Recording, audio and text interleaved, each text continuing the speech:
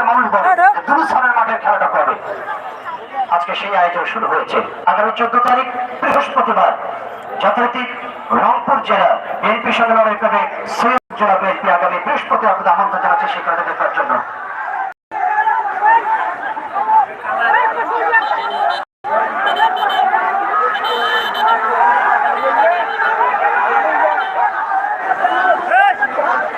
দেখেন দর্শক জায়গা না পেয়ে এই যে কদম গাছে আদম মাঠের দক্ষিণ পশ্চিম কোণার দিকে যে দেখেন কদম গাছে আদম চারতলা ভবনের উপরে মানুষগুলি মাঠ থেকে প্রায় 200-300 গজ দূরে। আবার পূর্ব দিকে গাছের ডালে সংযত থাকবেন।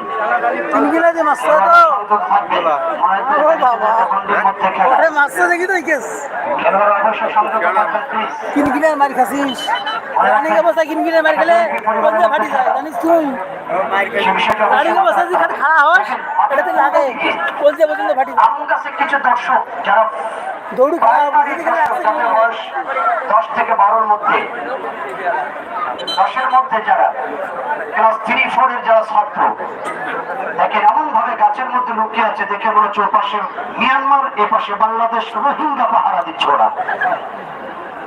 খবরদার গাছের ডাল থেকে নিচে কেউ পড়বেন না এবং ওটা খুব ঝুঁকিপূর্ণ জায়গা। আমরা আনন্দ দেওয়ার জন্য খেলার আয়োজন করেছি, কাউকে দুঃখ দেওয়ার জন্য নয়। মুক্ত আকাশের মুক্ত মানুষ মুক্ত গাইবে মুক্ত বলবে সেই প্রত্যাশা নিয়ে উত্তরবঙ্গের রোল মডেল আমাদের দুরুসানের বিশাল আয়োজন, যেখানে আমরা আমাদের মহাসচিব স্যারকে পেয়েছি। স্যার যে এত ব্যস্ত মানুষ দেখেন, আমি গত রমজানের পরের দিন থেকে একটানা কথা বলছি, একদিনও গ্যাপ নেই, প্রতিদিন কথা বলতে হয়, কোনোদিন সারাদিন কথা বলতে হয়। আমাদের এলাকে সুস্থ রাখুন, কথা বলতে বলতে ক্লান্ত হয়ে গেছে, তারপরও অক্লান্ত মানুষ তিনি মানুষের অধিকার আদায়ের লক্ষ্যে গোটা বাংলাদেশ থেকে টেকনাফ থেকে তেতুলিয়ায় যিনি মিশন জারি রেখেছেন দেশের মানুষের অধিকার পুনরুদ্ধারের জন্য।